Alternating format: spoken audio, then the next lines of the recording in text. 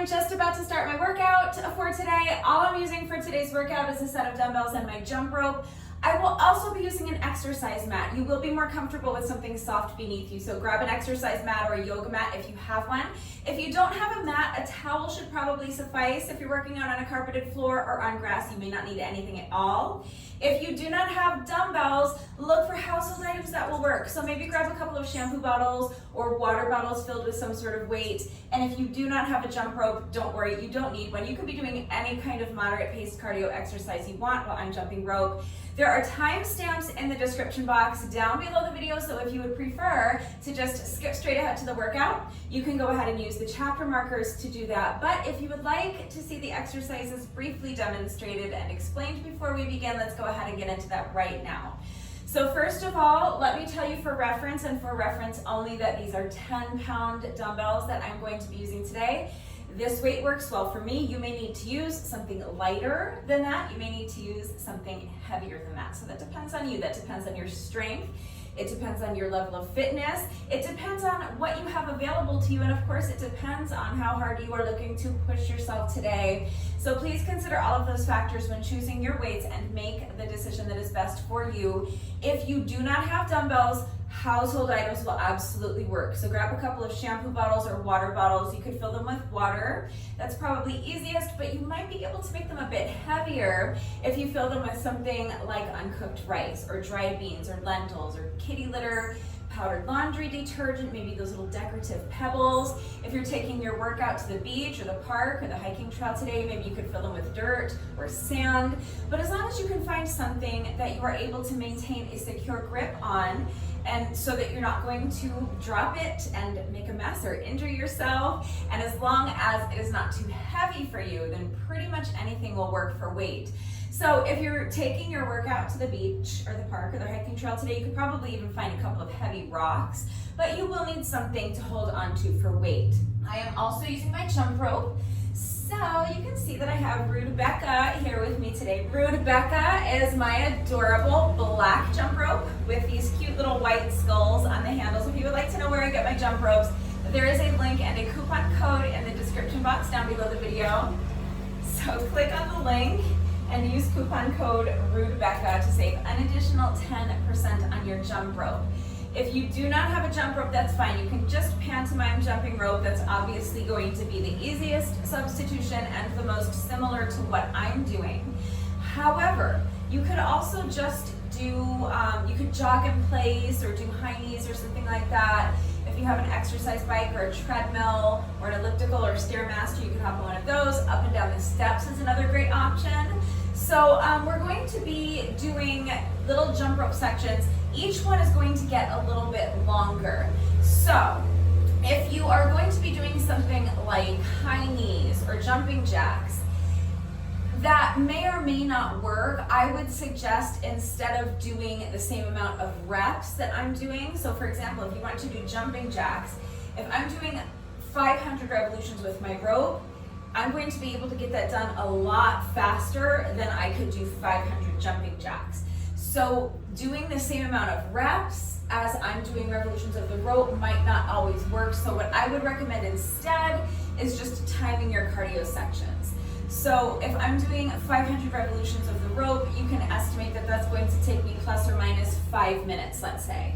So while I'm doing that section, you can be doing 5 minutes of any type of moderate paced cardio exercise you want. So you can do jumping jacks, and you don't necessarily have to count your reps. You can either set a timer for 5 minutes, or you can just be doing jumping jacks while I'm jumping rope, and for whatever amount of time it takes me to complete my 500 revolutions of the rope, you can just be doing jumping jacks, as many reps as possible during that time.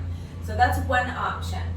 But the other option is to hop on your exercise bike or your treadmill or your elliptical or something like that for either 5 minutes. You can time it, or you can just do it for however long it takes me to complete my jump rope section. Up and down the steps is another great option. So if you have stairs in your home or your apartment complex, or again, if you're taking your workout to the beach or the park or the hiking trail and there's steps there, if you have access to the field at your local high school, you can do up and down the bleachers, or you can jog around the track.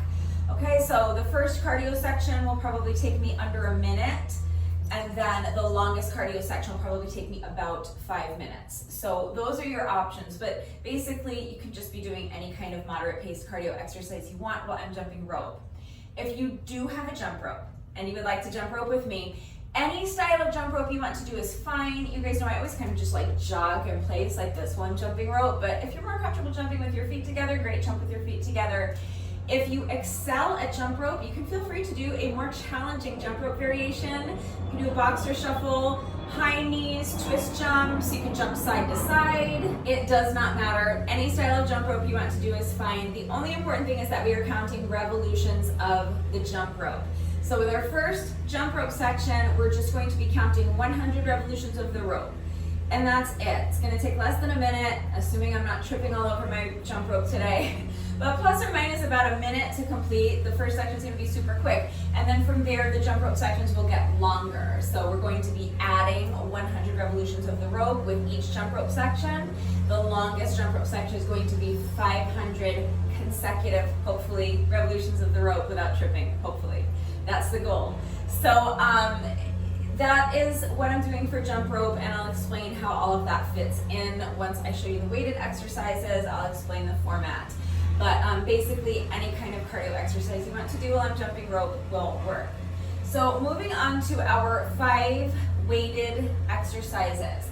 So the first exercise is espressos.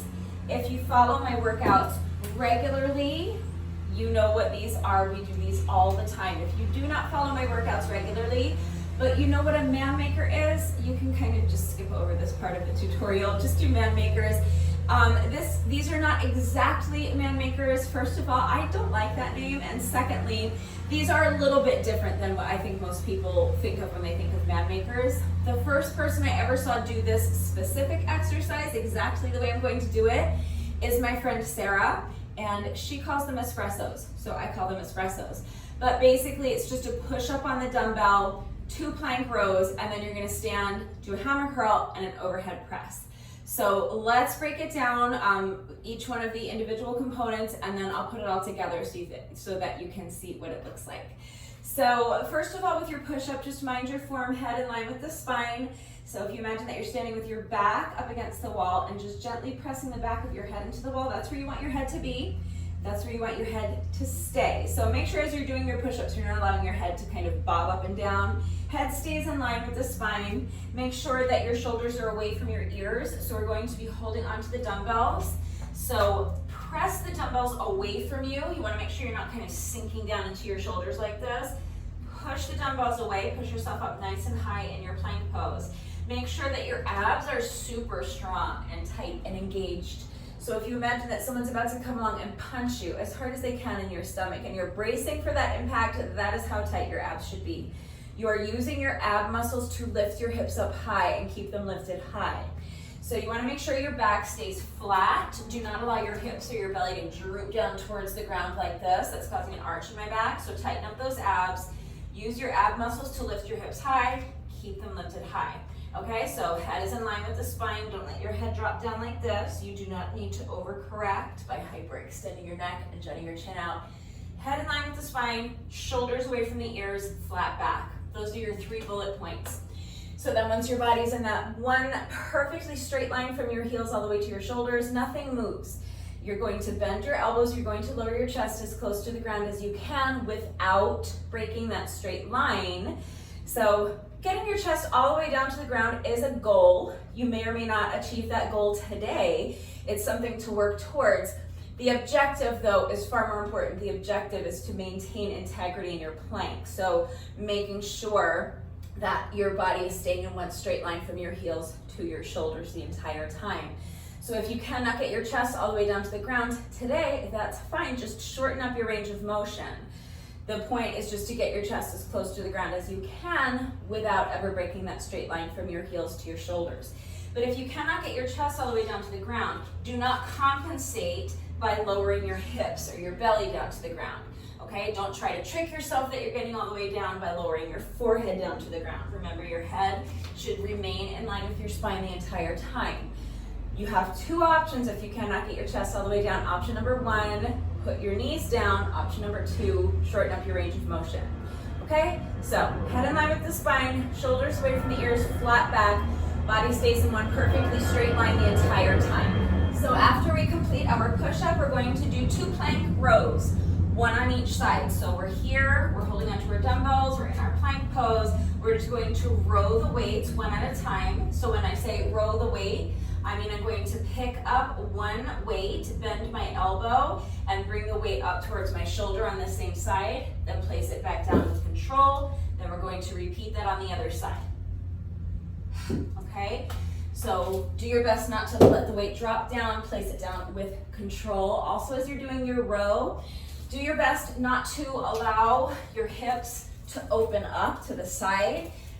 Think about your hips staying perfectly square, facing towards the ground the entire time, okay? So when I'm in my plank pose, my hips are facing straight towards the ground. As I row each weight, I want to keep that position in my hips as much as possible. Okay, so that's our second component of the espresso. Push up on the dumbbells, 2 plank rows. Then from here, I'm going to jump my feet in. You can step your feet in 1 at a time if you prefer. I'm going to jump my feet in, and as I stand, I'm bringing the dumbbells with me. So my palms are facing each other throughout the entire duration of this exercise. So the next thing we're going to do is a hammer curl. So if you think about the way you would swing a hammer, I think that's why this is called a hammer curl. That makes sense. I've always just assumed that. But the point is that you're going to curl the weights, but in a typical bicep curl, you have your palms facing forward. With a hammer curl, you're going to have your palms facing each other. So think about the way you would swing a hammer, and from here, you're just going to bend your elbows and bring the weights up towards your shoulders. Then the final element is an overhead press. So again, palms are facing each other. You're going to press the weights up overhead and then bring them back down to the shoulders with control. Straighten your arms, okay? So that's all the individual components. Let's put that all together so that you can see what the exercise actually looks like. So I'm starting by standing in a neutral position. My feet are about hip width apart. I'm holding my dumbbells to my sides. My palms are facing each other. Now I'm going to bend down, place the dumbbells on the ground in front of me. I'm going to jump my feet back. You can step your feet back 1 at a time if you prefer. And then from my plank pose, I'm going to do a push-up while holding onto the dumbbells. And now 2 plank rows, 1 on each side. Jump or step the feet in and stand. Hammer curl, overhead press, okay? Weights down, jump or step the feet back. Push up on the dumbbells, row, jump or step the feet in, stand. Hammer curl, overhead press. That is an espresso. Now, I told you my dumbbells weigh 10 pounds apiece. I also want to point out that my dumbbells are hex dumbbells, and that means they're flat on the bottom. If your dumbbells are not flat on the bottom, so if you're using dumbbells that are rounded on the ends, or if you are using household items for weight, like water bottles or shampoo bottles, or if you're using rocks, for example, if you are using anything for weight other than dumbbells that are flat on the bottom, then I would prefer that you modify this exercise so that when you are down in your plank position, you always have at least 1 hand flat on the floor or the ground for stability. I know that there are plenty of people who do push-ups on rounded dumbbells. It is up to you to assess that risk. You decide what level of risk you feel comfortable taking, but for the record, if you are using anything other than dumbbells that are flat on the bottom, if you're using rounded dumbbells, if you're using household items for weight, I would prefer that you modify this exercise so that you always have 1 hand flat on the floor or the ground, and that looks like this. So you're going to start, again, standing in a neutral position, feet are about shoulder width apart, holding your weights to your sides, palms are facing one another. Now you're going to bend down, place the weights down, and let go. Now, I'm placing the weights a little bit wider apart so that I can place my hands down in between them. I want to have enough space in between my weights to place my hands down for my push-up. So place the weights a little bit wider apart, let go of them, and then place your hands inside of your weights. And then again, you can jump or step your feet back. Do your push-up with both hands flat on the floor of the ground, knees down if you need to. And then as you do your plank row, you're going to keep one hand flat on the floor of the ground as you pick up the other weight, row it up towards your shoulder, place the weight down, let go, put both hands flat on the floor of the ground, and then you'll repeat that on the other side. So now I'm going to pick up the opposite weight, but my other hand is still flat on the ground as I row my weight, put the weight down, let go.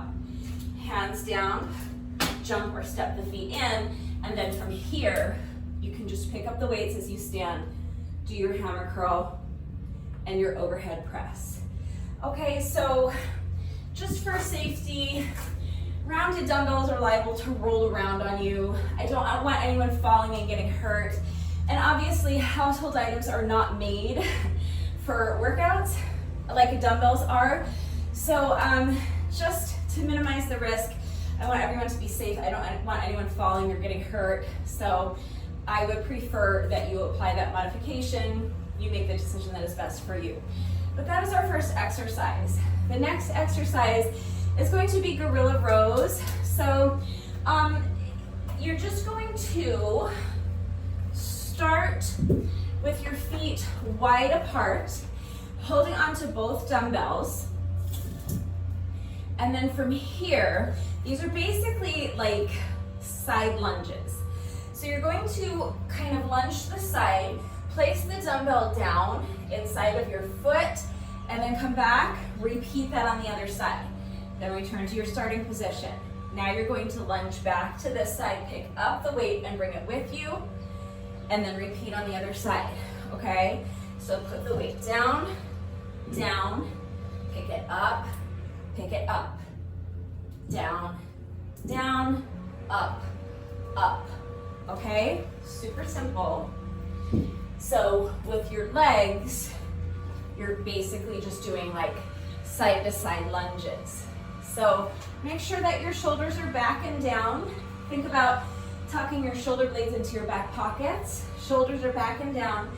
Chest is lifted high. Again, abs are tight. So remember, someone's about to punch you in the stomach. You're bracing for that impact. And you want to keep your weight in the heel of your lunging foot. So think about hinging at the hips. My feet are wide apart. And as I come down into my lunge, I'm pushing my booty back, like I'm trying to touch the wall behind me with my booty. At the same time, remember, you're keeping those shoulder blades tucked into the back pockets. Your chest should still be lifted nice and high. So at the same time that I'm trying to touch the wall behind me with my booty, I'm also thinking about trying to touch the wall in front of me with my chest.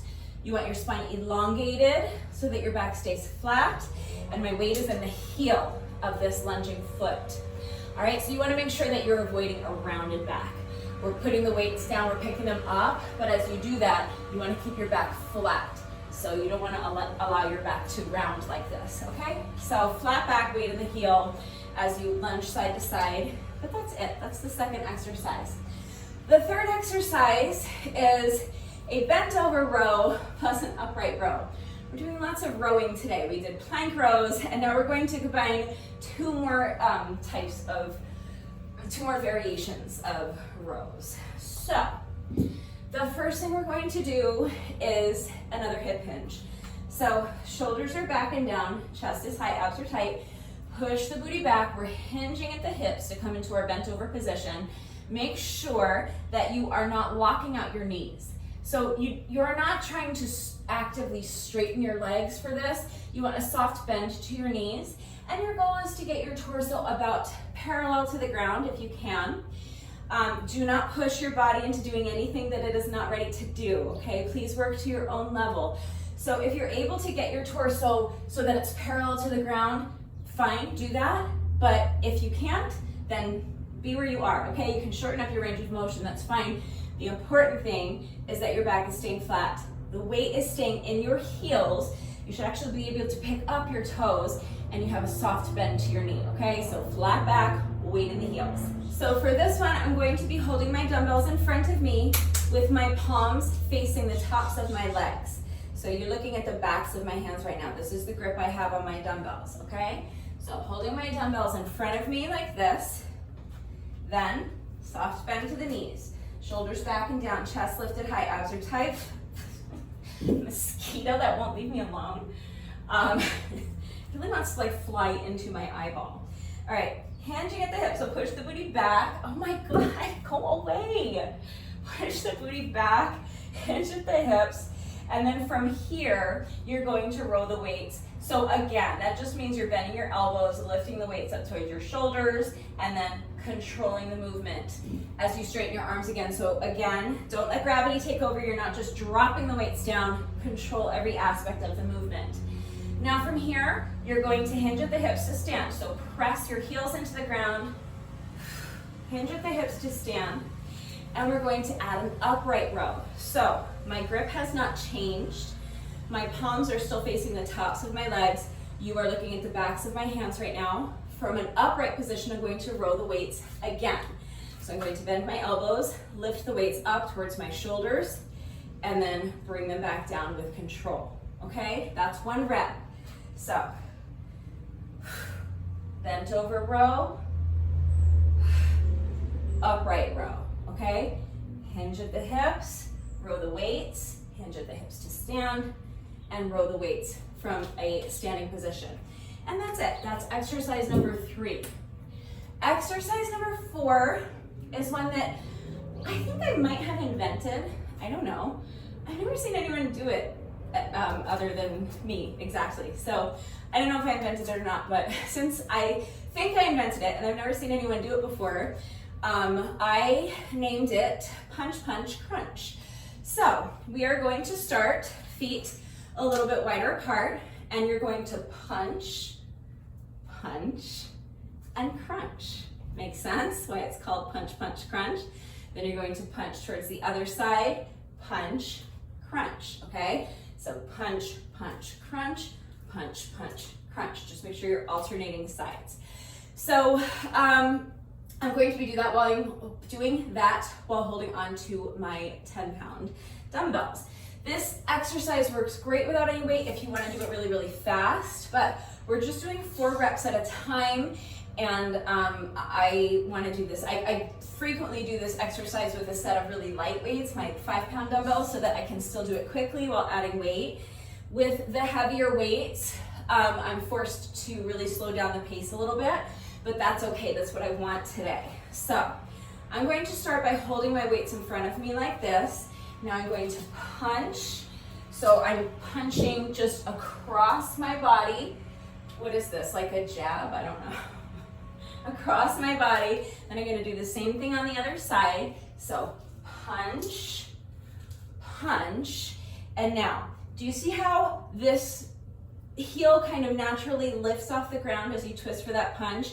You're going to pick up that foot and you're going to drive the knee towards the wall. And as you do that, you're twisting your body thoracically, bringing opposite elbow to knee, okay? And then you're already facing this side. You're gonna pick it up there. Punch, punch, crunch. Punch, punch, crunch. Punch, punch, crunch. So you're always alternating sides. All right, so that is exercise number 4. Just remember that as you're punching, this heel's already lifted, just do the crunch, and then you're here, then you're gonna punch, punch, crunch. So just make sure that you're always alternating which side you're initiating the punch on so that you alternate sides with your crunches. But that's it, okay? Just twisting your body thoracically, bringing opposite elbow to knee, feel that little crunch in your obliques. And last but not least, we are doing another bicep curl. But for these bicep curls, you are going to have your palms facing forward. Okay, so we're combining a bicep curl. We're gonna add a little out-in action at the bottom, and then we're combining that with an Arnold press.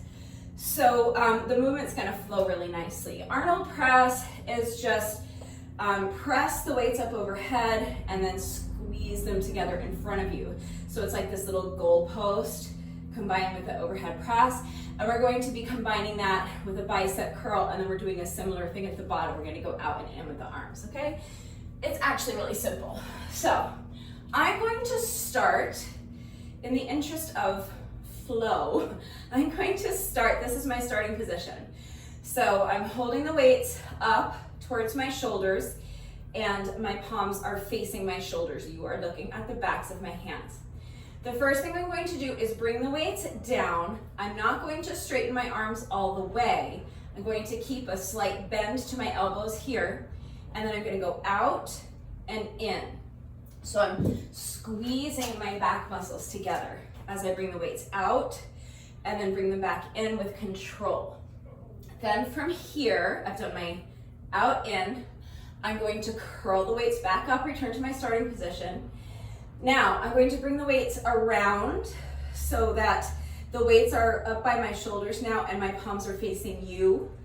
I'm going to press the weights up overhead and then bend my elbows, lower the weights back down with control, and then squeeze the weights together in front of me, return to my starting position.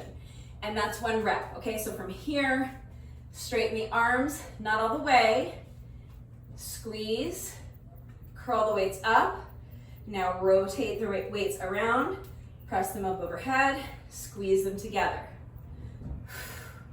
Out and in, bicep curl, Arnold press. Okay, see the flow? So that's it, that's the 5th exercise. Just remember to keep the movement under control. So as you're bringing the weights together in front of you, whether you're down here or whether you're up here, make sure you're not banging the weights together.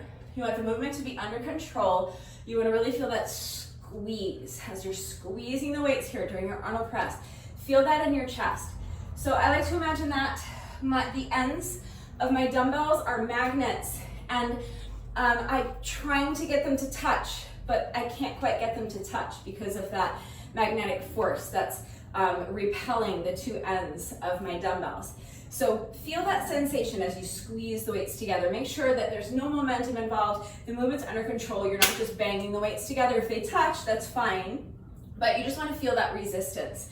So really squeeze your chest and make sure the movement's under control. But that's it for our weighted exercises. That's our little circuit of 5 exercises. I am going to be doing 1 additional exercise, but this is optional. So let me show you the exercise first. Then you'll know what all of the exercises are, and then I will explain the format, and there are lots of ways to customize this workout. So I will explain why and how this next exercise is completely optional. But first, let me just show you the exercise. It's Russian twists, super simple. Again, if you follow my workouts regularly, we do this exercise all the time. You've definitely seen it before, but even if you don't follow my workouts regularly, I guarantee you've seen this exercise before. It's a very popular exercise. So I'm going to have my heels elevated. I am not adding weight to this because the point of this part of the workout is to drop the weights for a minute. And also because we're doing so many reps. We're going to be doing 500 reps of this exercise. And with weight, it would just be really taxing. It would take a long time. Without weight, I can get it done relatively quickly. So that's why I'm opting to not add any weight, but you know, it's your workout. You do it in whatever way works for you. I am going to lift my heels. This increases the difficulty quite a bit. So if it's too difficult to do this exercise with your heels elevated, or maybe you can do this exercise with your heels elevated but not 500 reps worth, or if you're a beginner and you can't do it with your heels elevated at all, just have your heels down on the mat, that's fine. But from here, all you're going to do is twist your body thoracically. See if you can tap the mat with your fingertips. If you can't, that's fine, but that's what you're working towards, so just get as close as you can. Twist and tap, twist and tap. That's it, okay? And we're counting each tap as 1 rep. So you're gonna count 1, 2, 3, 4, 5, 6. So see how quickly I can do that without any added weight. We're doing 500 reps. So I'm gonna recommend not adding weight. If you would like to increase the difficulty a little bit with me, I'm just going to do these with my heels elevated. Same exercise, twist and tap, 3, 4, 5, 6, 7, 8. Okay, so we're just hitting obliques again, and that's it. That's our little bonus exercise. So that's all the exercises. Now let me just explain how everything fits together. This is a pyramid workout. So I'm going to be ascending my pyramid and then descending my pyramid. In between those two sections, I'm going to be doing my 500 Russian twists. So part one of the workout is going to be ascending the pyramid, and that's going to look like this. We have our 5 weighted exercises. We're going to do them in that order. So the first exercise was espressos. We're just doing 1 espresso. And that's all we're doing for round 1, just 1 espresso. Then I'm going to do a jump rope section. So I'm going to do 100 revolutions with my rope. That's round 1. Now for round 2, we're going to build on that. So I'm going to do 1 espresso. Then I'm going to do 2 reps of our gorilla rows. That's round 2. And then I'm going to do 200 revolutions with my rope. So that's the pattern. We're going to continue with that pattern until we've made our way through the list of 5 weighted exercises. So the next exercise was our bent over row plus upright row. We'll do 1 espresso, 2 gorilla rows, and then 3 reps of our bent over row, upright row, and then 300 revolutions of the row. Round 4, 1 espresso, 2 gorilla rows, 3 bent over row, upright row, and then 4 reps of punch, punch, crunch, then 400 revolutions of the rope. And then for the 5th and final round, the longest, toughest round, we're gonna repeat all of that. So we're gonna go back to the beginning. We're gonna do 1 espresso, 2 gorilla rows, 3 reps of bent over row plus upright row, 4 reps of punch, punch, crunch, and 5 reps of our bicep curl plus Arnold press, and then 500 revolutions of the rope. So that's part 1. Then, before we descend to the pyramid, I'm going to do part 2, which is 500 reps of Russian twists. You can skip part 2 if you want, okay? If you want, you can just take that time to rest before descending the pyramid, or you can use the chapter markers to just skip ahead to part 3, that's fine. But I'm using that as like a little recovery exercise. Like I said, just give my hands a break from holding on to the weights, let my heart rate come down a little bit. So 500 reps of Russian twists is gonna be super tough. I'm not gonna be able to do all 500 reps without stopping. It's gonna take me a few minutes. But I feel like it's a good recovery exercise, and I wanted to pick something that I would be able to do 500 reps of because that just made sense to my brain, okay? We're going 1, 2, 3, 4, 5. With the jump rope, we're going 100, 200, 300, 400, 500. So 500 seems like a good middle point. And then for part 3, we're descending the pyramid. So we're just going to do everything in reverse. So round 1 is going to be exactly the same as round 5 that we just did, okay? So round 1 is going to be 1 espresso, 2 gorilla rows, then 3 reps of our bent over row, upright row, 4 reps of punch, punch, crunch, and 5 reps of our bicep curl, pulse, and Arnold press, and then 500 revolutions of the rope. And then with each subsequent round, we will deduct the final exercise, okay? And then we'll deduct 100 revolutions of the rope, and we'll work our way backwards. So it's going to look exactly like part 1, but backwards. So that by the time we get to round 5 of part 3, this is our descent of the pyramid, round 5 will be just 1 espresso, 100 revolutions of the rope, and that's it, we're done.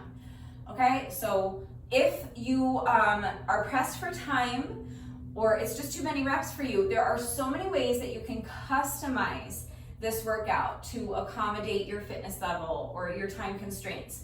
So if you want to turn this into a ladder workout, you have 2 options. You can either ascend the ladder, or you can make it a descending ladder workout. So if you want an ascending ladder workout, you'll just do part 1 with me, and then that's it, okay? You'll use the chapter markers to skip ahead to the bonuses. So you'll do a bonus set of jump rope with me if you want. You'll do your bonus burpee with me, then do a quick cool down with me, and then you're done. You can stretch, have your shower, eat some lunch, get on with the rest of your day, okay?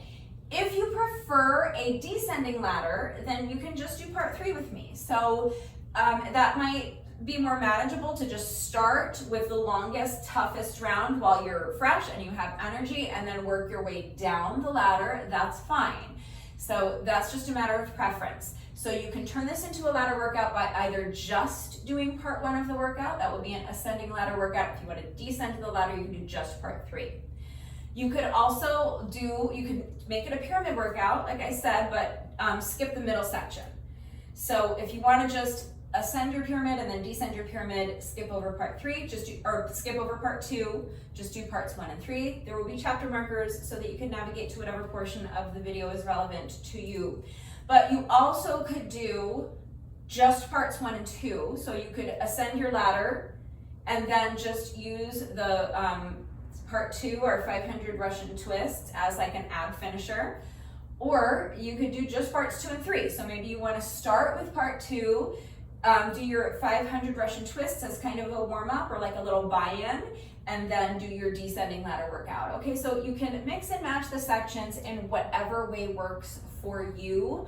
But I am going to be doing 3 parts. So part 1 is going to be ascending the pyramid. Part 2 is going to be abs, my 500 reps of Russian twists. And then for part 3, I'm descending the pyramid. So hopefully that is all clear. Please remember that I do always take the time to type out the instructions in the description box down below the video.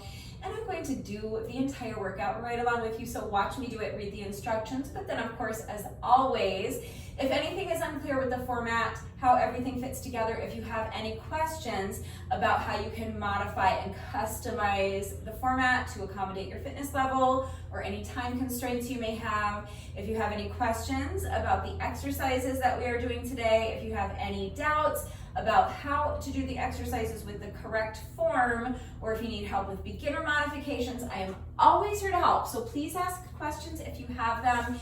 It is really important that you understand how to do the exercises correctly before you begin the workout so that you reduce your risk of injury, and also just so that you make sure you're getting the maximum benefit out of each exercise. And I hope you guys know that it is also incredibly important to me that all of my workouts are always accessible to anyone and everyone who wants to do them with me. So I'm always here to help facilitate that. Please do not hesitate to reach out if you have questions or if you need help. I also want to remind you, especially if you're going to be working out along with the video, to please make sure that you are going at your own pace and minding your form. So if you are stronger than I am, you're in better shape than I am, you have really excellent stamina, you are certainly going to be a lot faster than I am, and that's wonderful. Be faster than I am as long as you are not losing anything off of your form to get there. But if you are racing to stay ahead of me, maybe because you're competing with me and you want to beat my score, or maybe just because you set a really ambitious time goal for yourself that you're chasing, I'm not discouraging either of those things. If that is helpful to you, then go ahead and compete with me. Definitely go ahead and set an ambitious time goal for yourself. However, if you are racing to stay ahead of me for whatever reason and your form starts to get sloppy, that means you need to slow down. It is always going to be safer and more effective to slow down and do your reps with excellent form than it is to race through and allow your form to get sloppy. So please make sure that you are minding your form. Do not sacrifice your form for speed.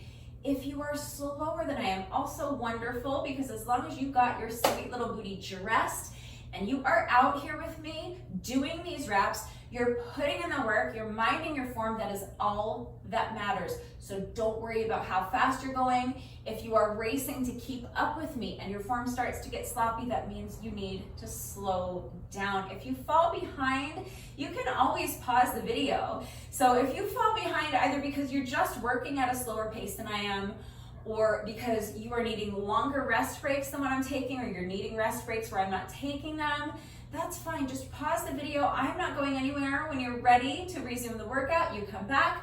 We'll get back into it together, okay? I do want you to challenge yourself to keep your rest breaks as short as you can, but they should be as long as you need. You should only resume the workout once you feel that you have regained enough strength and you have enough stamina so that you can continue with good form. So please make sure you're going at your own pace, minding your form. Do not sacrifice your form for speed. Make sure you're working to your own level. So that means choosing dumbbells or household items that are an appropriate weight for you.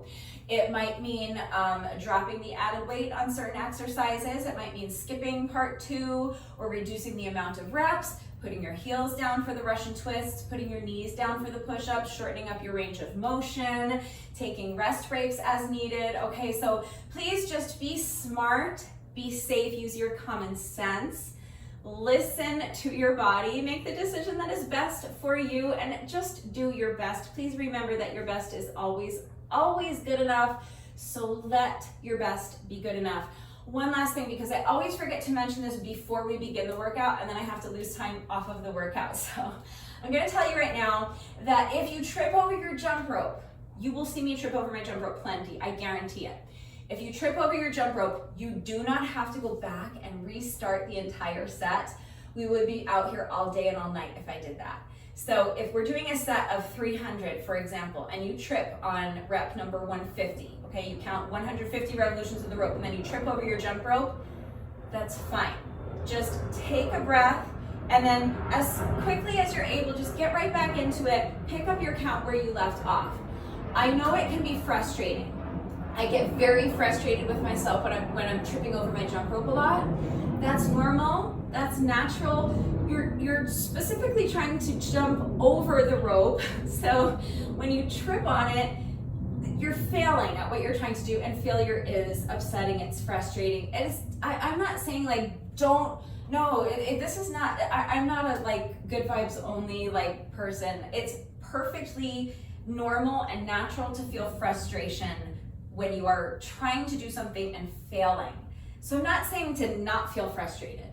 What I am saying is that if you let that frustration dictate your mindset moving forward, no good can come of that. You're just going to get yourself into a negative headspace and you're going to sabotage the entire rest of your workout. So acknowledge the frustration, feel it.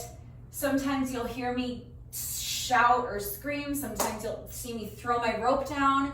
That can actually help. A lot of times just dropping the rope for a second can kind of like help me to reset my brain and refocus. So go ahead, express the frustration, feel the frustration, but then just do your best. The trip is over, okay? Leave it behind you and move forward. And just remember that if you keep tripping over your jump rope, you always have the option of putting the jump rope down and pantomiming jumping rope. If it's getting to the point that it's too frustrating because you can't string together enough reps and it's taking too long and you can't let go of the frustration, just put the rope down. Do something else, jog in place, pantomime jumping rope, do up and down the steps, okay? As long as you're getting your heart rate up for those little cardio sections, that's all that matters. So I know it's frustrating to trip over your jump rope. You'll see me trip over my jump rope. You'll see me get frustrated, but you have to do your best to just leave it behind you, take a deep breath, get right back into it and move forward. And just remember that if you are doing your best, that is good enough, okay? So I always forget to say that before the workout, and now today I remembered to say it during, I'll probably still say it during the workout because I'll be tripping over my jump rope and I'll need the reminder, but I just wanted to make that clear that if you trip over your jump rope, you do not have to go back and restart the whole set. Just take a deep breath, get right back into it, pick up your count wherever you left off, okay? So hopefully I have covered everything. If you are ready to go ahead and begin the workout, gather whatever equipment you need. So for me, that is an exercise mat, a set of dumbbells, and my jump rope. So if you don't have an exercise mat or a yoga mat or something like that, a towel should probably suffice. If you're working out on a carpeted floor or on grass, or if you do push-ups from your toes and you're not doing part 2, then you might not need anything at all. But if you do push-ups from your knees and or if you're doing part 2 with me, you will be more comfortable with something soft beneath you. Grab a set of dumbbells. Again, if you don't have dumbbells, look for household items that will work. So a couple of shampoo bottles or water bottles filled with some sort of weight. Grab your jump rope if you have one. And if you're jumping rope with me today, pause the video. Go get dressed, meet me right back here. We're going to start with a quick little 5-minute warm up and then we'll get right into the workout. All right, so as soon as you're ready, let's get started with our 5-minute warm-up. You're going to begin by just allowing your head to fall towards one shoulder. Place your hand on top of your head and just rest it there. Make sure your arm is completely relaxed. You are not pulling your ear down towards your shoulder. You're just allowing gravity to do all the work of gently stretching the opposite side of your neck by simply using the weight of your arm to do so. Now we're going to switch sides, so allow your head to fall towards the opposite shoulder.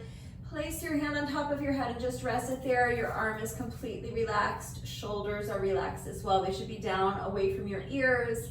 Next, we're going to do some head rolls. So you're going to start by allowing your chin to fall first towards your chest and then towards the opposite shoulder and back.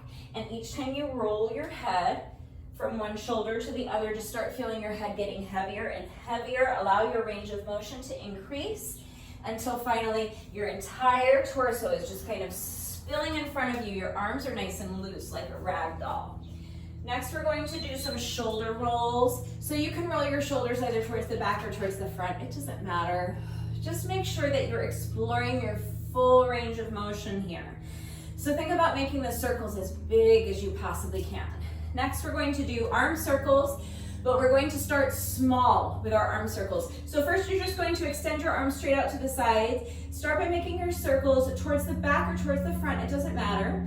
But small circles to start, and then gradually as the interval progresses, you're going to start making your circles bigger and bigger until finally you are exploring your full range of motion. Make the circles as big as you possibly can. Now step your feet out so they're a little bit wider than shoulder width apart. Bend the knees, sweep the arms in front of you, and as you straighten your legs, you're reaching up as high as you can towards the ceiling. Really stretch. Each time you bend your knees, allow your range of motion to increase, sinking deeper and deeper into that squat. Now keep your feet planted right where they are. They should be wider than shoulder width apart. We're going to lunge side to side, nice and easy. Now add the arms. So now with each lunge, you're just reaching your arm across your body, waking up those shoulders like you're trying to throw your arm across the room. Now step the feet in. We're going to march in place. Start with your knees low, but then gradually as the interval progresses, you're going to start driving your knees up higher and higher towards your chest until finally you're driving your knees up as high as you possibly can towards your chest. Feel a nice little stretch in your glutes. Now we're gonna jog in place, same thing. Knees are low to start, but then gradually as the interval progresses, you're going to start driving your knees up higher and higher towards your chest until finally you're driving your knees up as high as you can. And next is booty kicks. So keep jogging, but now with each step, you're bringing your foot behind you.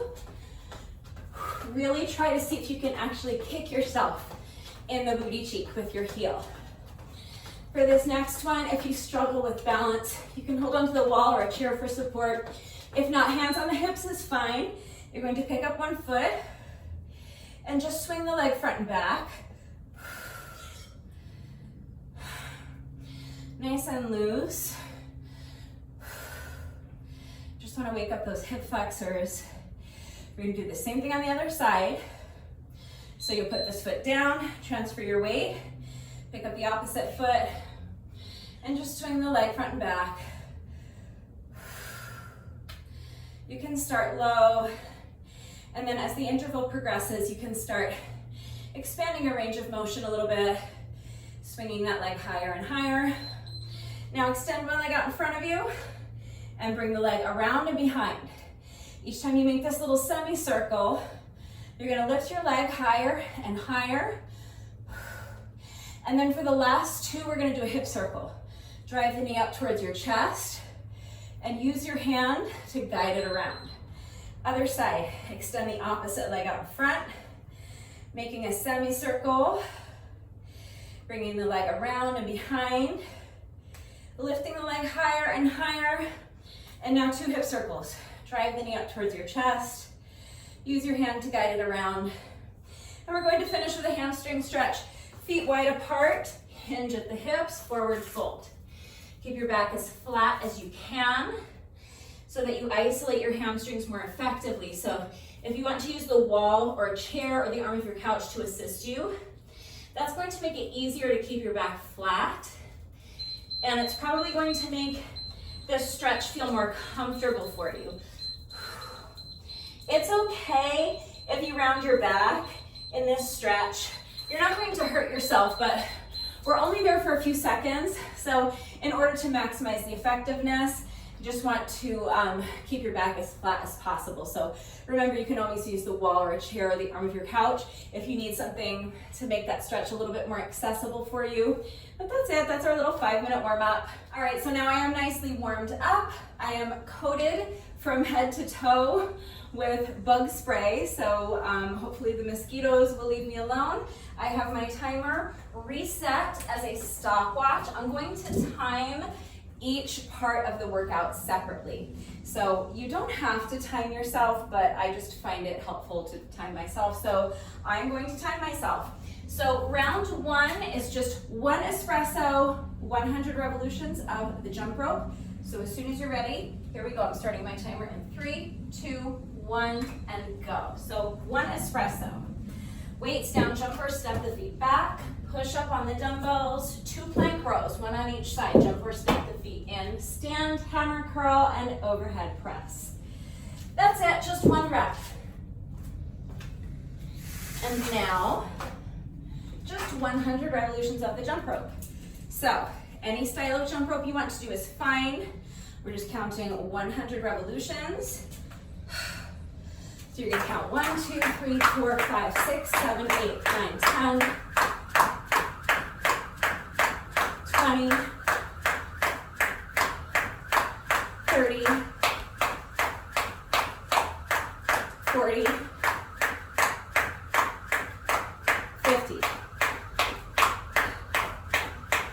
60, 70, 80, 90, 1, 2, 3, 4, 5, 6, 7, 8, 9, and that is 100. So that's it. That's round 1. Easy, right? It's about to get really hard, really fast as we make our way up the pyramid or the ladder if you're just doing part 1 with me. So next, we're going to do 1 espresso and then 2 reps of gorilla rows. So 1 espresso,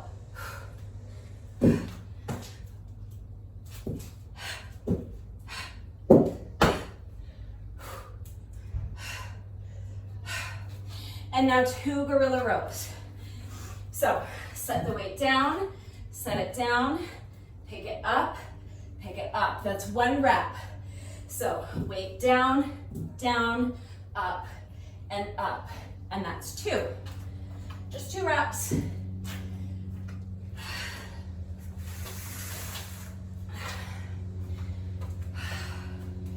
So now, after each round, we're going to add 100 revolutions of the rope. So that was round 2. We're going to do 200 revolutions of the jump rope. Do your best.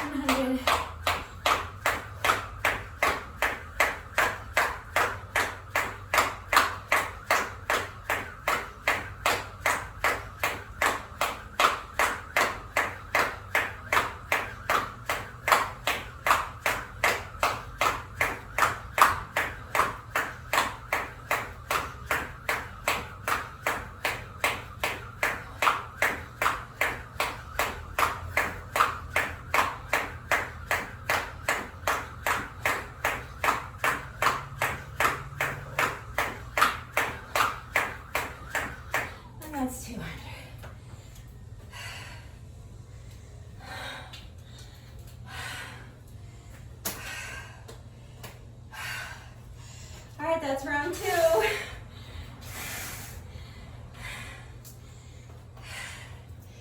Not too tough, but it's about to get a little tougher. So now, round 3 is 1 espresso, 2 gorilla rows. I don't know why I can't say gorilla row. Gorilla rows, and then 3 reps of our bent over row plus upright row. So when you're ready, here we go.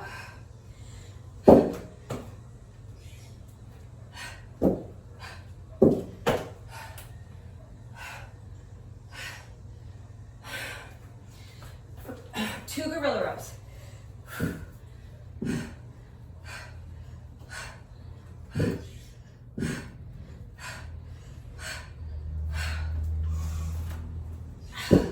Oh, look at me already trying to cheat. Now, 3 reps of our bent over row plus upright row. So, bent over row and upright row. 3 reps. That's 2 and 3.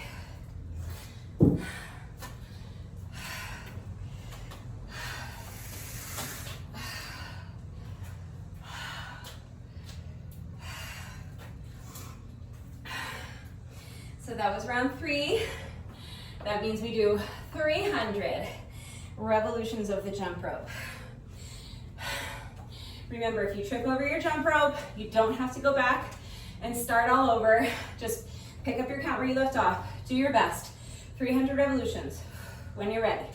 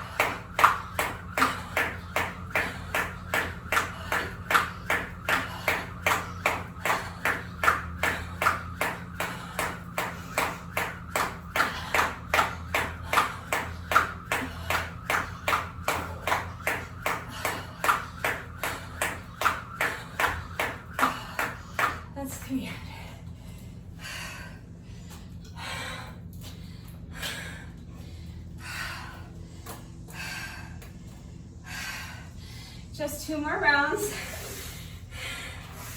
So this time we're adding on 4 reps of punch, punch, crunch. So we're always repeating what we did in the previous round before adding on the new exercise.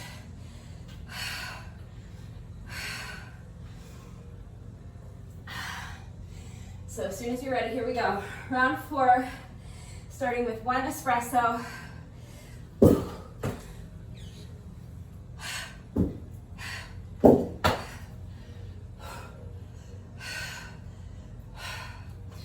Four gorilla rows. That's 1. And I meant to say 2, not 4. That's 2. Now, bent over row, upright row, 3 reps.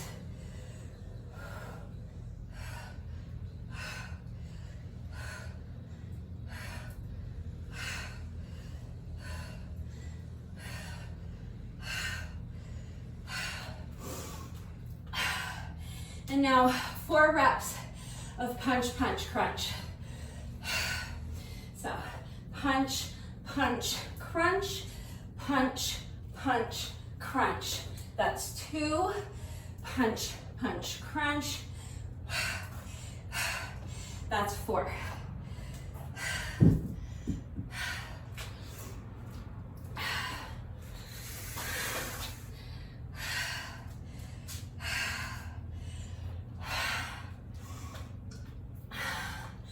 So that's round 4. That means we have to do 400 revolutions of the rope. I know it's tough. Just do your best.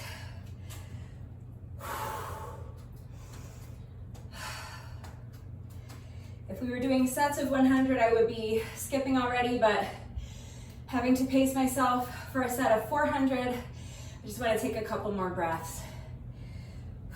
Remember, go at your own pace. All right, wish me luck. 400 revolutions of the rope.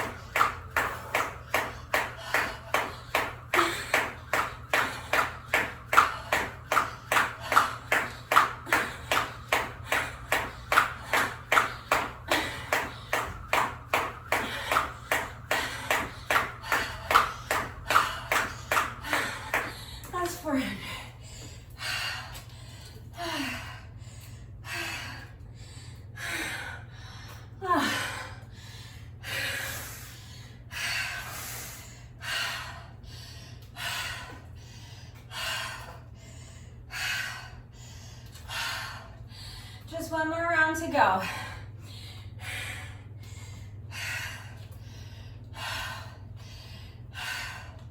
So this time we're gonna do everything we did for round 4, but then we're gonna add 5 reps of our bicep curl plus Arnold press.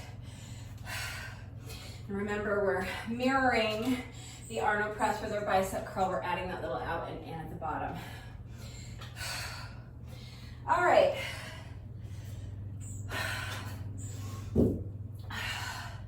This round's gonna be tough, but this is the longest, toughest round. So let's push, do your best. If you need a longer rest break, pause the video, come back when you're ready. Let's start round 5. So 1 espresso.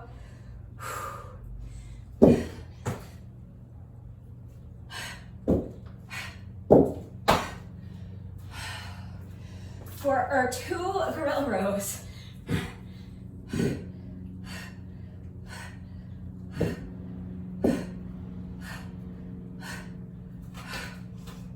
3 reps of bent over row, upright row.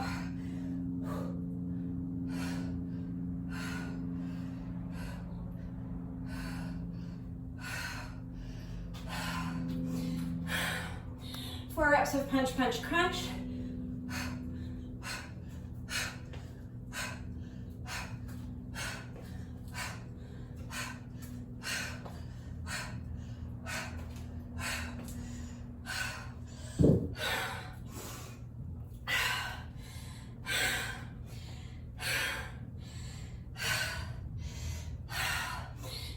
'Go.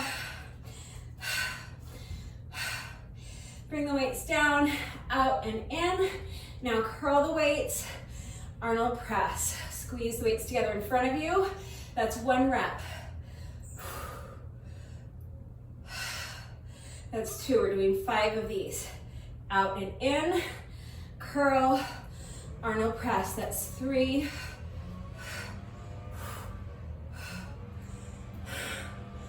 4, last one.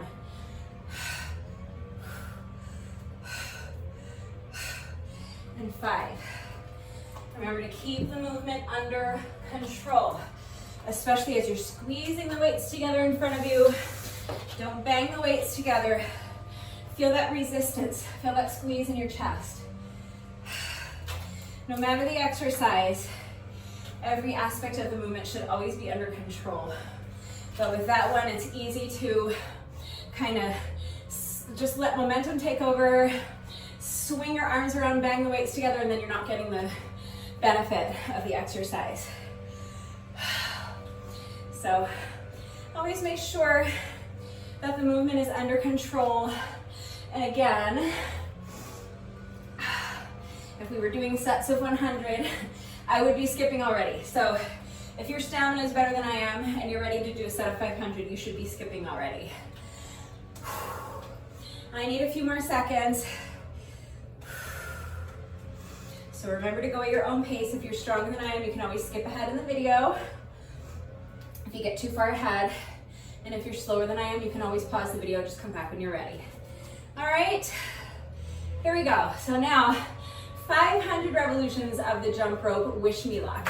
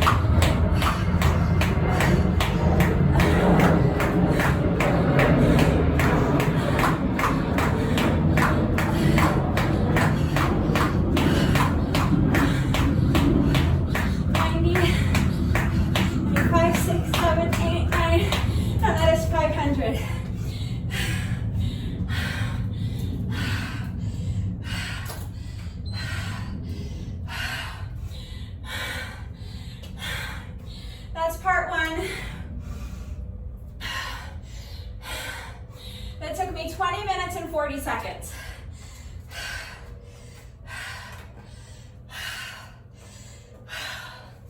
So now, while I'm talking, this is a good time to towel off and get a sip of water. Allow your heart rate to come down a little bit.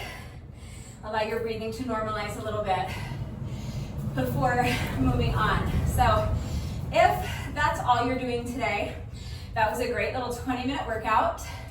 Use the chapter markers to skip ahead to the bonuses. Remember, I always do a bonus set of 100 with my jump rope. That's optional, but then I do my bonus burpee, and the bonus burpee is mandatory. So skip ahead, do your bonus burpee with me, and then stick around, do a little cool down with me, and then you can stretch, have your shower, eat some lunch, get on with the rest of your day. If you are continuing on with me, I am going to do a middle part. So we've ascended our pyramid. Part 3 is going to be descending the pyramid. But before we get there, I'm going to do this part 2, which is just a little opportunity to recover. We're doing 500 reps of Russian twists. So you can do this section with me and then skip over part 3, do your bonus burpee with me, and then do your cool down with me if you want, or you can continue on after this and do part 3 with me. That's up to you. Remember, you can mix and match the sections any way you want. So I'm going to reset my stopwatch. I'm going to time this part 2 separately. So remember, each time we tap the mat is 1 rep, so we're counting 1, 2, 3, 4, like that. I'm going to have my heels elevated. If that becomes too difficult, just put your heels down, and you can do the same thing with your heels down. If 500 reps is just too many for you, you can do 300, you can do 200, you can do 100, or again, you can skip this part altogether if you prefer. Okay, I'm going to do 500 reps. It's going to be tough. It's going to take a few minutes. So again, just make the decision that's best for you. Heels elevated, heels on the mat, 500 reps, fewer reps, rest breaks, no rest breaks. You make the decision that's best for you, okay? Just go at your own pace and mind your form. Do not sacrifice your form for speed. All right, as soon as you're ready, here we go. I'm starting my timer in 3, 2, 1, and go. So twist and tap, twist and tap. That's 4, 5, 6, 7, 8, 9, 10. We're doing 500 of these. Do your best.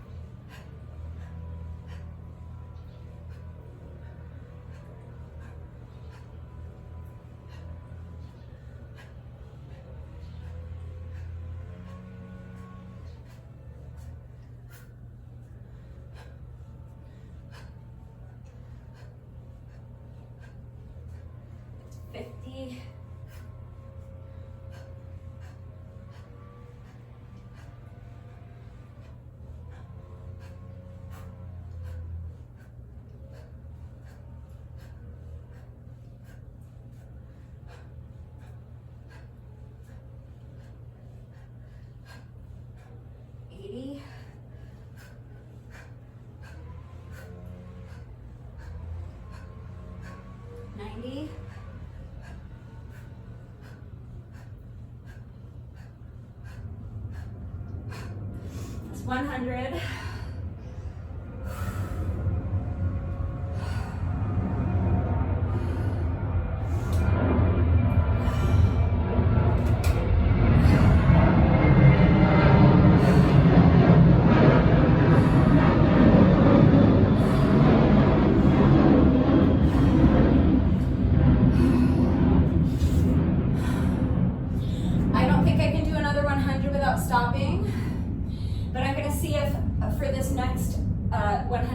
See if I can do 50 and 50.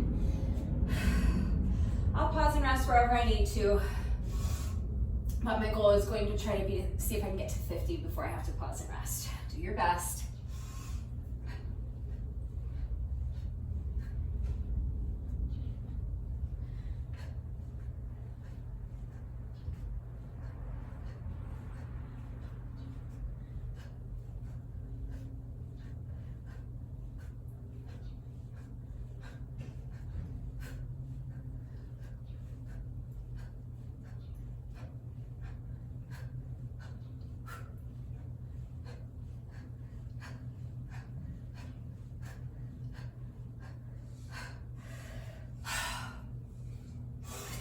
50.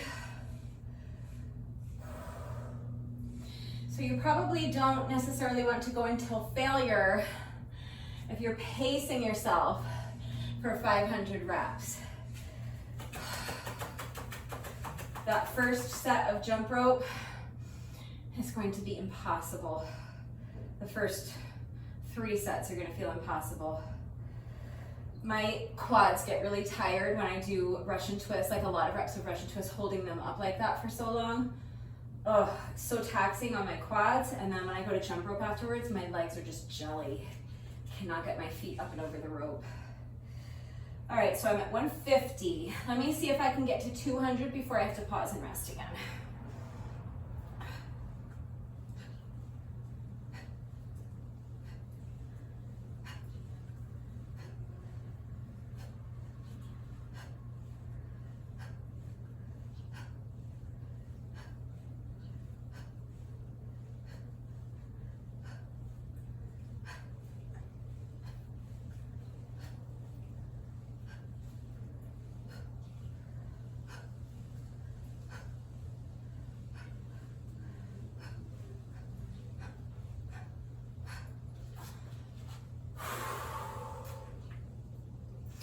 So that's 200.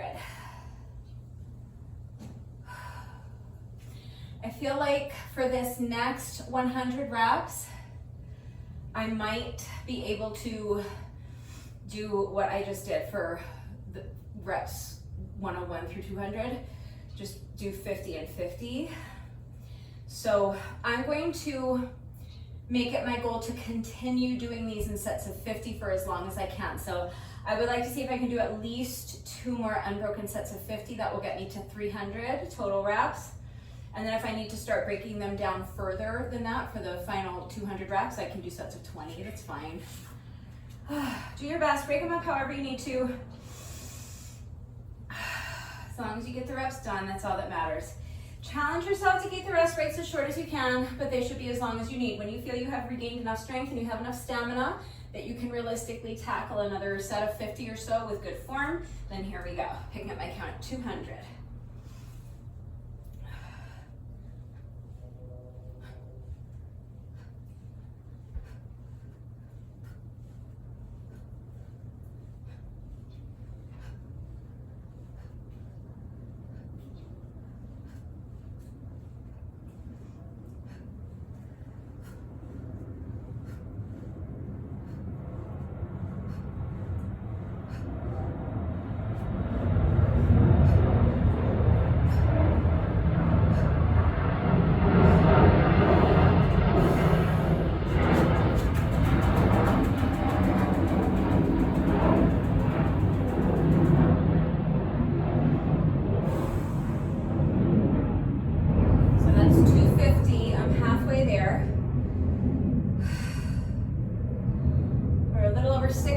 Right now. So I'm going to try to keep this as close to 10 minutes as I can. Probably be closer to 12, but I'll see if I can finish in under 12 minutes. We'll see. All right, picking up my count at 250.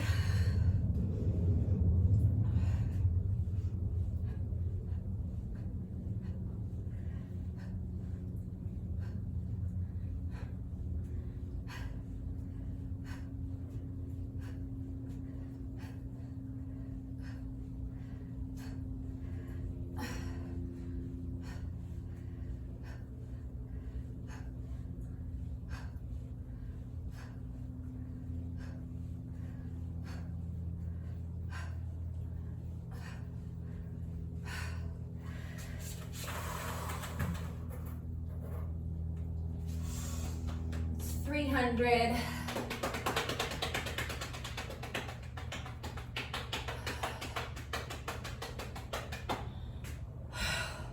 I feel like I might have a couple more sets of 50 in me.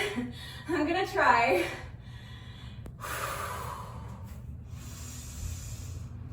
All right.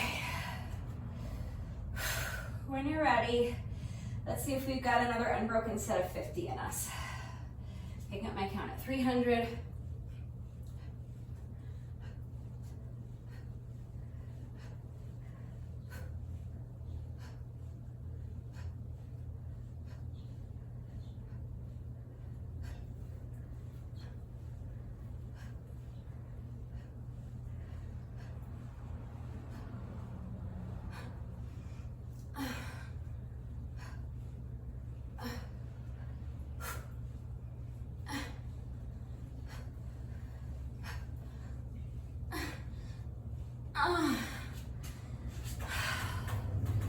It's 350.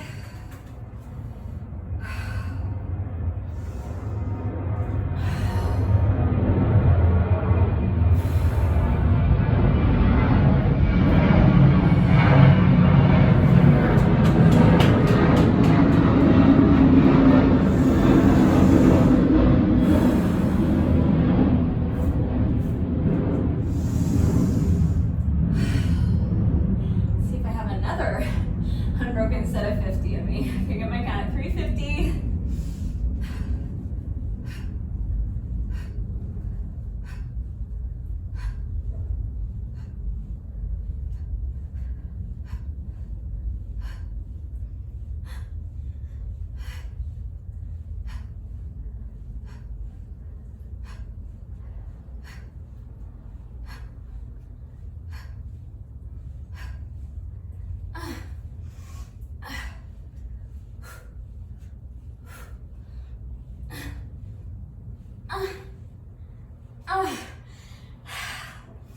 That's 400.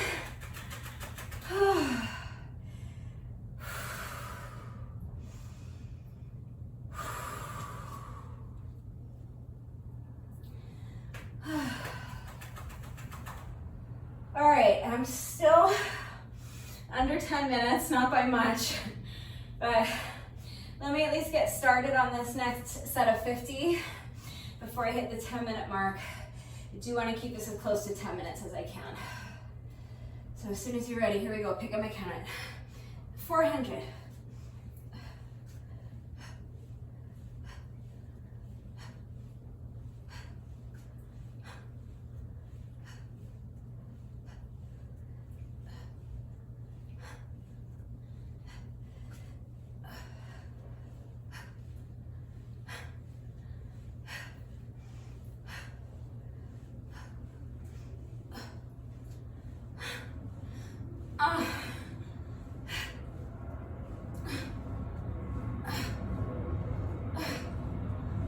It's 450. I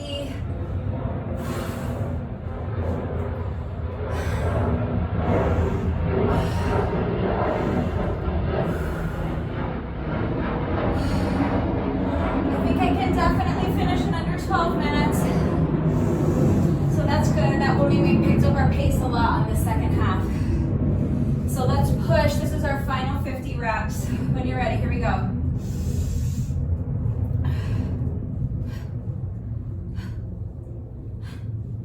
60.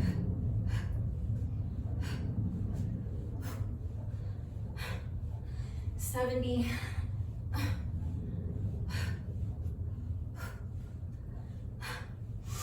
80.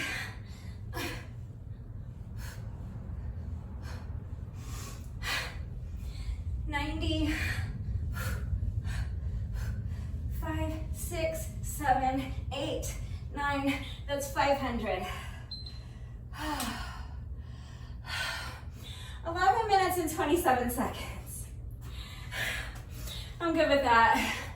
I didn't set a time goal going into it.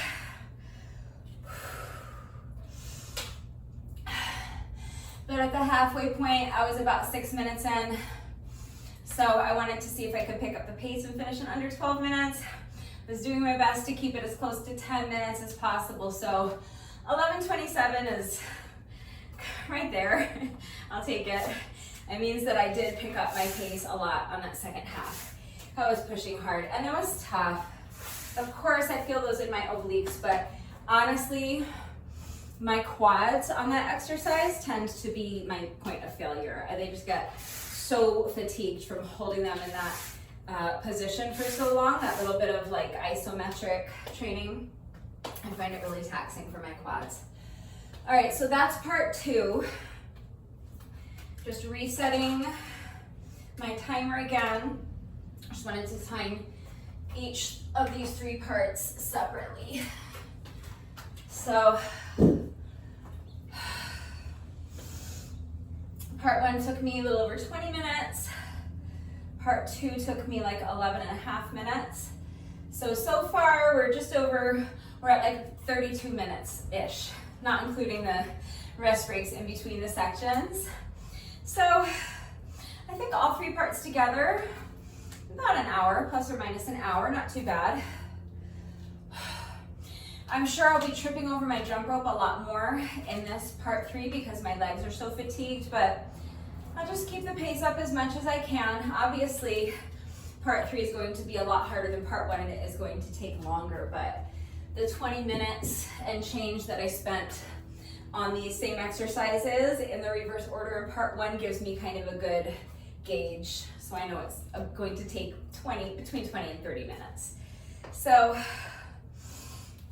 part 3, we're just descending our pyramid. So we're just doing the exact same thing we did in part 1, but in reverse. So it's like we're starting with round 5, and then we're doing round 4, round 3, round 2, round 1. So it's going to be an exact mirror image of part 1, okay? So these first 2 or 3 rounds are going to be super tough, lots of jump rope, just do your best.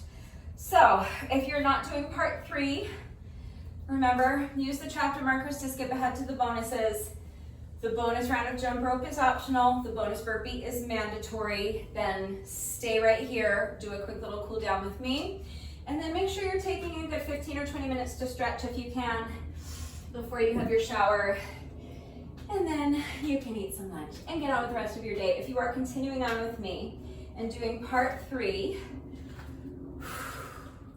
we are descending our pyramid, so we're going to start with the longest, toughest round. We're going to repeat exactly what we did for round 5 of part 1, okay? So if you need a longer rest break, pause the video, towel off, get a sip of water, and when you feel that your heart rate has normalized and your breathing has normalized and you are ready to go ahead and begin part 3, you have enough strength and you have enough stamina so that you can really come at this with good form, then you can join me again. I'm going to start part 3 after I take one more nice deep breath. All right, here we go. Just remember, we've got to get through this first round, and then with each subsequent round, it's going to get easier. So hang in there. Let's push really hard. And let's give this part 3 everything we've got. Ready? 3, 2, 1, and go. So starting with 1 espresso.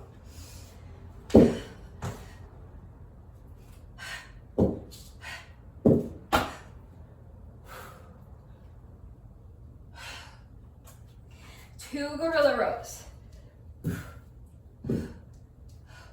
That's 1. That's 2. Bent over row, upright row. 3 reps.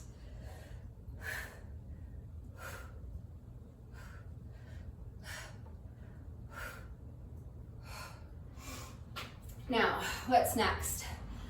Punch, punch, crunch. 4 reps.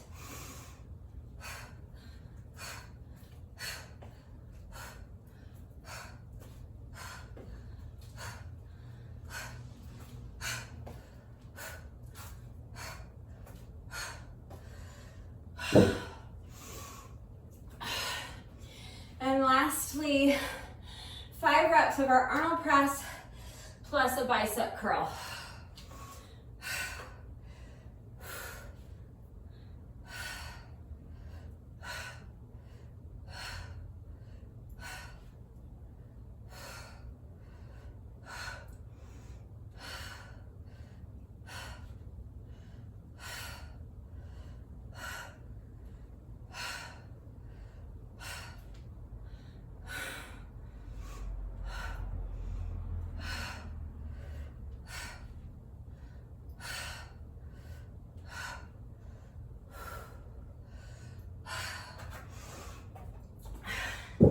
Those are tough, I know, but we're done with them. That was our final rep of that exercise for the whole day. All right. So now, with these tired legs, we are going to attempt to do 500 unbroken revolutions of the rope. I seriously doubt that is going to happen, but that's the goal. If you need to pause and rest, you can pause and rest. You can even start breaking these up into sets of 500. So you could pause and rest after each 100 revolutions and just do 5 sets of 100 in a row. That's fine. Break it up however you need to. The point is just 500 revolutions of the rope. So however you can get that done works for me at this point. All right. When you're ready, here we go.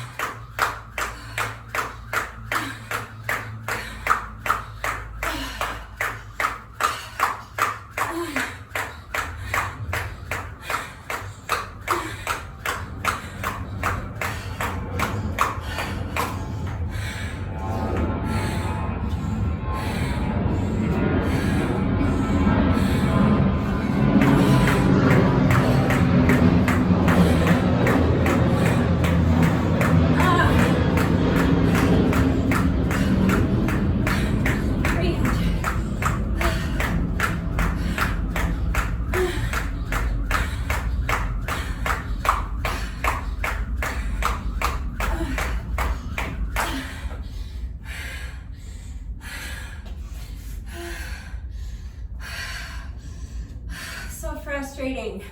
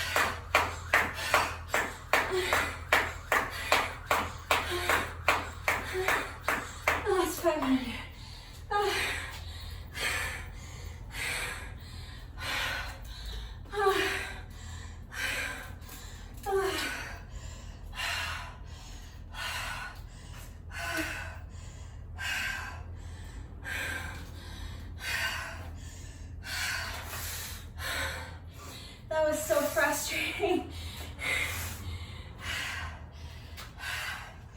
But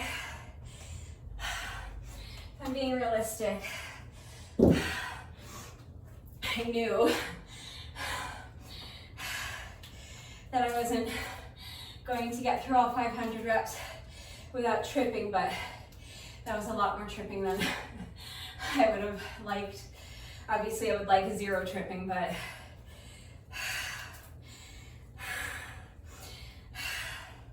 I knew 1 or 2 trips was inevitable, but I tripped like 7 times. It's just really frustrating. But I got all 500 reps done. Got my heart rate up for sure. I'm doing the work and I'm doing my best, so it's all good. All right, round 2. So we're going to do everything exactly identical to what we just did in round 1, but we're dropping off the last exercise. And then we're deducting 100 revolutions of the rope. So starting with 1 espresso.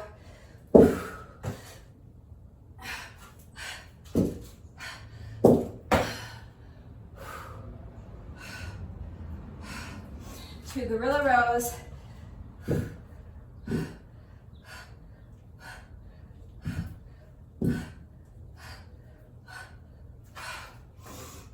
Bent over row, upright row, 3 reps.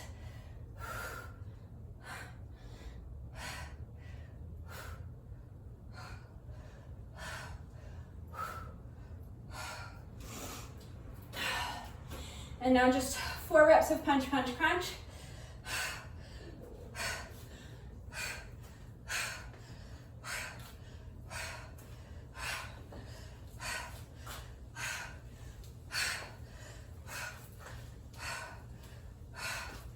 And that's it. That's round 4, or round 2. You know what I mean. It's identical to round 4 of part 1. So now we deduct 100 revolutions of the rope. So just 400 revolutions. Piece of cake. A piece of cake sounds good right now. When doesn't a piece of cake sound good though? All right.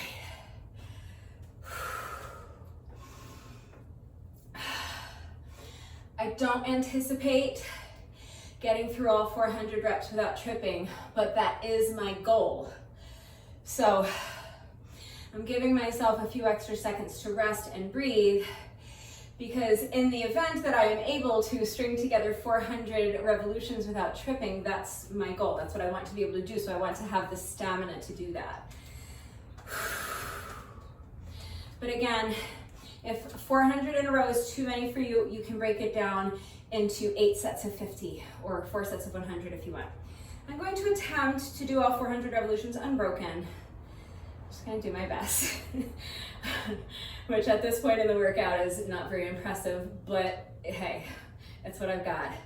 All right, here goes nothing.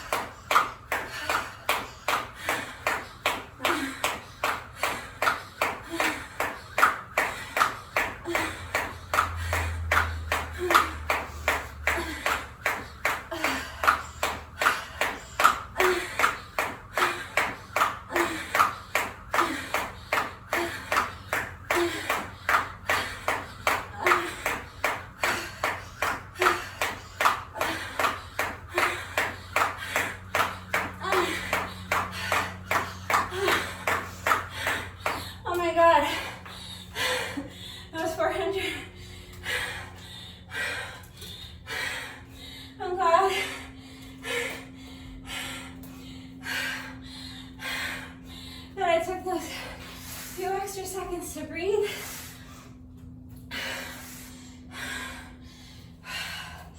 Because if I had rushed into that jump rope section any earlier than that, I know that I would not have been able to complete all 400 revolutions without tripping. So I would always rather have the workout take me a minute or two longer, but string together clean sets. So I'd rather just lose an extra minute or two to rest before starting one of those long sets of jump rope. All right, that's round 2. So now with round 3, we're gonna drop the punch, punch, crunch. This is just gonna be 1 espresso, 2 gorilla rows, and then 3 reps of our bent over row, upright row. So let's go for it.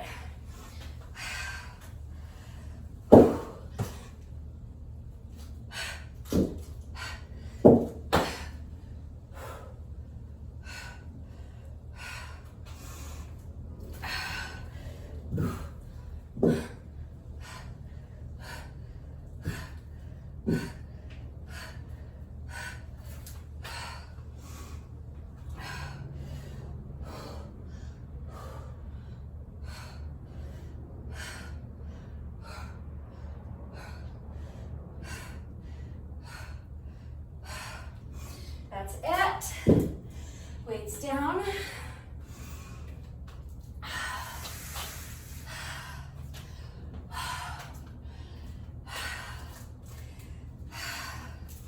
And now 300 revolutions of the rope. So even though each round is technically getting easier, it's still not going to be easy to string together 300 revolutions at this point in the workout. So again, I'm going to take an extra minute to breathe. If you don't need these long rest breaks, don't take them. Remember, go at your own pace. And if you need a longer rest break than what I'm taking, pause the video, come back when you're ready. All right.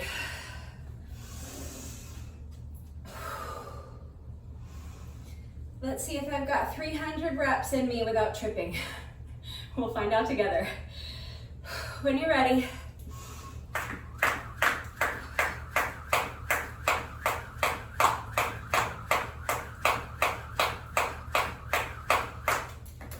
Guess not.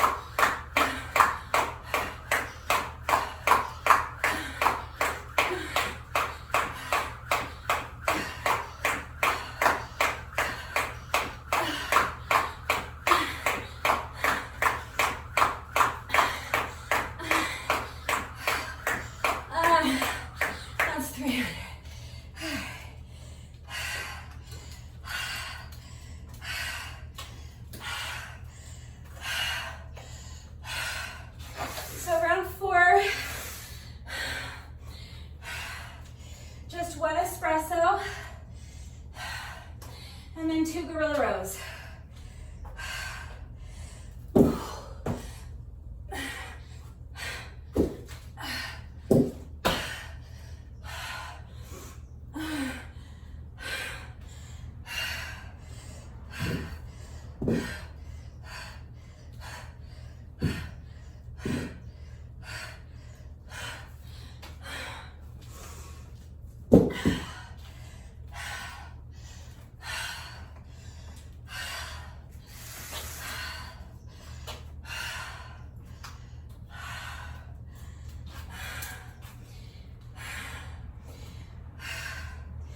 Now 200 revolutions of the rope.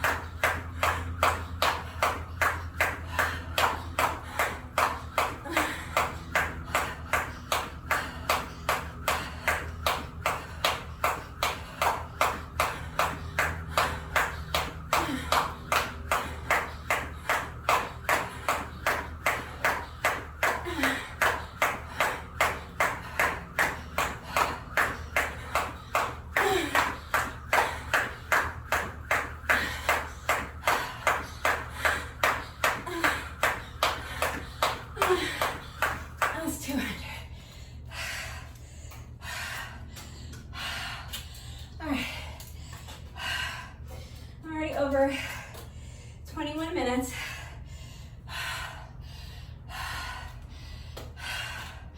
Which is longer than part 1 took me already, but we just have 1 round left to go.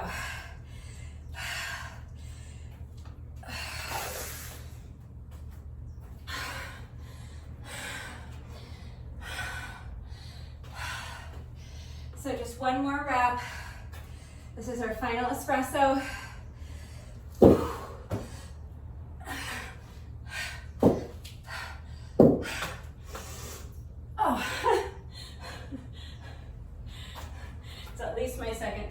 To cheat.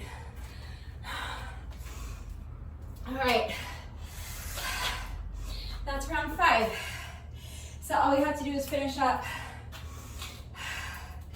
with our final 100 revolutions of the rope. I shouldn't need a long rest break just to complete a set of 100, but I'm so fatigued. And last round, I wasn't able to make it through the first 100 reps without tripping. I would really like to finish strong. I would love to finish with an unbroken set of 100, so I'm just taking an extra few seconds to breathe here. All right, when you're ready, here we go. Final set of 100. 10, 20, 30, 40,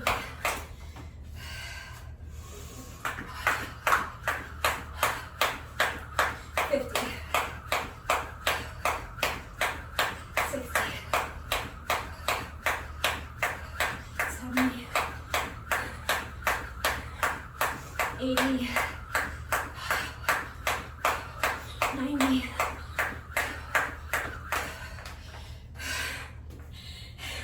Now that's frustrating. All right, let's do 10 more.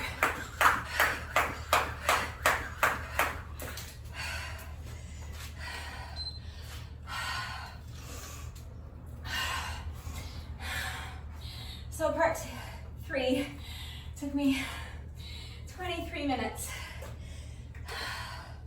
and 37 seconds. So I'm good with that. Part 1 took me 20 minutes and like 40 something seconds. I don't remember. I know it was somewhere between 20 and 21 minutes. So I'm good with 23:40. I think that's only like a couple minutes, 2 or 3 minutes slower, plus or minus 3 minutes, I'll say, slower than part 1. It's the exact same exercises, the exact same amount of reps, but obviously part 3, it's hotter out here, I'm fatigued, my legs are jelly after that part 2, so I knew part 3 was going to take longer than part 1, so just wanted to keep it kind of competitive, and I feel like I did that. I was pushing hard. I would have preferred, obviously, a lot less tripping over my jump rope, but I did my best. I got the reps done. That's all that matters. We are not quite finished yet.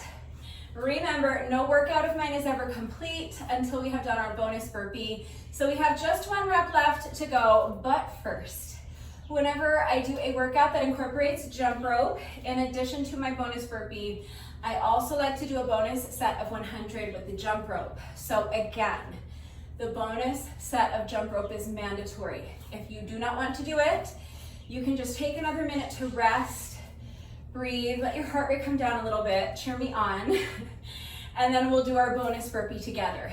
If you would like to join me for this bonus set of jump rope, then again, any style of jump rope you want to do is fine. We're just counting 100 revolutions of the rope, but whether or not you do the bonus set of jump rope with me, remember, the bonus burpee is mandatory. Everyone must do a bonus burpee, and your bonus burpee must be the last thing that you do. That's what completes the workout. The work is not officially over until you've done your bonus burpee.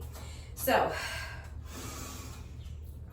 if you're not doing the bonus set of jump rope with me, you have another minute to rest. Please cheer me on. I really, really hate tripping during my bonus set of jump rope, so I really want to be able to string together a clean set of 100 for my bonus, and then we'll do our bonus burpee together.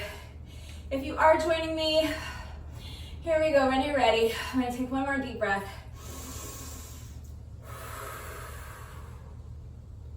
All right, 100 revolutions of the jump rope. So 1, 2, 3, 4, 5, 6, 7, 8, 9, 10, 20, 30, 40, 50, 60, 70, 80, 90, 1, 2, 3, 4, 5, 6, 7, 8, 9, and that is 100. Somehow I made it. I did kind of trip once. My jump rope kind of grazed the bottom of my foot, but I managed somehow to keep going and get through the set without tripping, so woot. All right, that's our little bonus set of jump rope. So now we have just 1 rep left to go. Let's go ahead and do our bonus burpee together, and then the workout will be officially complete. So as soon as you're ready, here we go. This is our final rep of the day.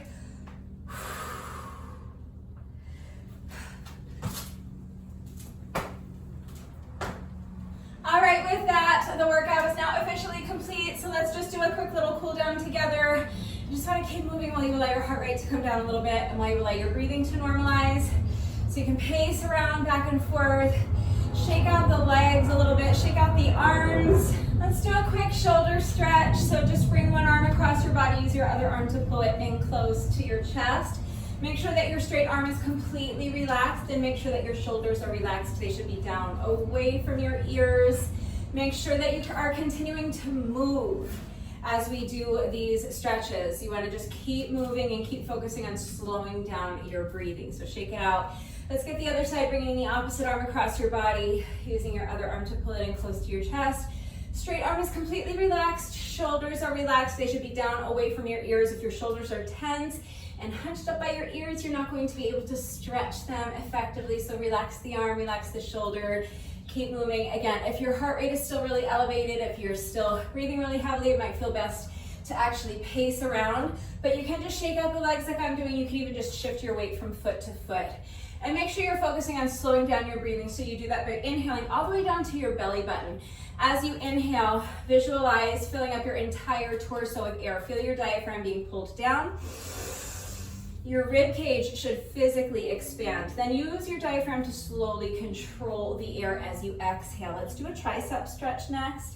So just place one hand on your elbow and pull your elbow towards your shoulder, making sure that the fingers on your free hand are pointing straight down at the ground. You want to avoid having your free hand hanging out up here somewhere by your shoulder. So point those fingers straight down at the ground as you gently pull your elbow towards the opposite shoulder. Feel that really nice stretch in your triceps. Keep moving. So again, you can pace, you can shake out the legs, you can shift your weight from foot to foot, but keep moving and keep focusing on slowing down your breathing. So shake it out. Let's get the other side. Bend your other arm, place your hand on the elbow and gently pull your elbow towards the opposite shoulder. Fingers on your free hand are pointing straight down at the ground. Feel that nice stretch in your triceps. Keep moving. Keep focusing on slowing down your breathing. So each time you inhale, feel your diaphragm being pulled down. Breathe all the way down to your belly button. Your rib cage expands, and you're visualizing filling up your entire torso with air. Slow, controlled exhale. All right, shake it out. We're going to finish with a quad stretch. So if you struggle with balance, you can hold onto the wall or a chair or the arm of your couch, dining room table, any kind of strong, sturdy, stable, elevated surface for support. You're going to bend to a knee, bring the foot behind you, reach back and grab a hold of the top of your foot with the hand that's on the same side if you're holding onto something for support. If you're not holding onto anything for support, you can reach back and grab a hold of the top of your foot with both hands. Press your heel into your booty cheek. And as you're doing that, I want you to tilt your pelvis forward. So kind of tuck your booty underneath you. Imagine trying to touch your spine with your belly button. As soon as you combine both of those two elements, you should feel the stretch intensify in your quad muscles as you isolate them more effectively. But I also want you to feel that stretch extend all the way up to your hip flexor. One more nice deep breath here. And come out. Shake out the legs. Let's get the other side. So bending your opposite knee. Bring the foot behind you, reach back and grab a hold of the top of your foot with the hand that's on the same side if you're holding on to something for support. If you're not holding on to anything for support, you can reach back and grab a hold of the top of your foot with both hands. Press your heel into your booty cheek. And as you're doing that, you're going to tilt your pelvis forward. Tuck that booty underneath you. Suck your belly button all the way back to your spine. You have to make sure you're doing both of those things at once, and then you should really feel that stretch intensifying your quad muscles, and you should feel it extend all the way up to your hip flexor. So as you're tilting your pelvis forward, make sure you're continuing to press your heel into your booty cheek. Let's take one more nice deep breath here, inhaling all the way down to your belly button.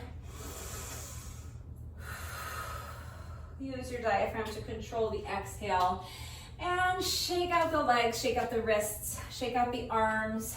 Swing the arms a little bit. That's it. That's our little cool down. So if you find that you are still breathing heavily, if your heart rate is still elevated, take a few more minutes to pace around some more. You can do a little more light stretching. That's always a wonderful idea.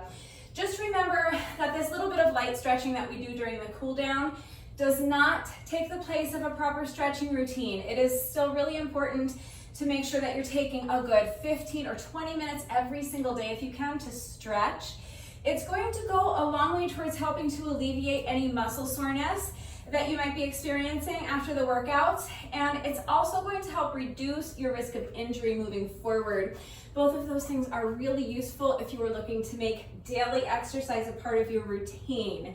So please make sure you're taking the time to stretch every day, because it's also going to improve your flexibility. And flexibility is, I think, an often overlooked and undervalued aspect of your overall fitness level. So please just remember that if you put off your stretching until later on in the day, that means your muscles will have gotten cold again. If you have time to do your stretching right now, immediately after the workout, is always going to be the most efficient and the most effective time to get your stretching done, because your muscles are already nice and warm from the workout. But it doesn't matter what time of day you do your stretching, just as long as you're getting it done. But remember that if you do put off your stretching until later on in the day, to take a few minutes to warm your muscles back up before you begin stretching. You never want to jump into your stretching routine with cold muscles, because your muscles need to be warm in order for them to be pliable, so that you can stretch them safely and effectively. But that's it. That is all I have for you today. So I hope you enjoyed this one. If you did this workout with me today, thank you so much. Please let me know what you thought of it and how you did. Thank you to everyone who has been working out with me lately. And even if you're not doing the workouts with me, thank you for watching the videos. Thank you for liking and sharing the videos. Thank you so much for all of your wonderful and supportive and engaging comments. It truly does mean the world to me. Thank you to all of my new subscribers. If you are not subscribed already, please subscribe. And of course, a great big thank you to those of you who have been subscribed to my channel for years. Please just know that I appreciate you all so very much. One final reminder that if anything was unclear about the format of today's workout and how everything fits together, how you can customize the format to accommodate your current fitness level or any time constraints you may have by mixing and matching the sections. If you have any questions about the exercises that we were doing today, if you have any doubts about how to do these exercises with the correct form, or if you need any help with beginner modifications, I'm always here to help. So please ask questions if you have them. That is going to do it for today. But before I say goodbye, I just have to say one final thank you to those of you who have been watching the videos all the way until the end and commenting with the secret code phrase of the day. So before I say goodbye, I will give you today's secret code phrase of the day. It is SureJan. So if you are still watching this video, hello. Thank you for watching all the way until the end. Please let me know that someone is still watching by going down to the comment section and leaving me a comment that says SureJan. That is going to do it for today. I will see you all next time. Bye.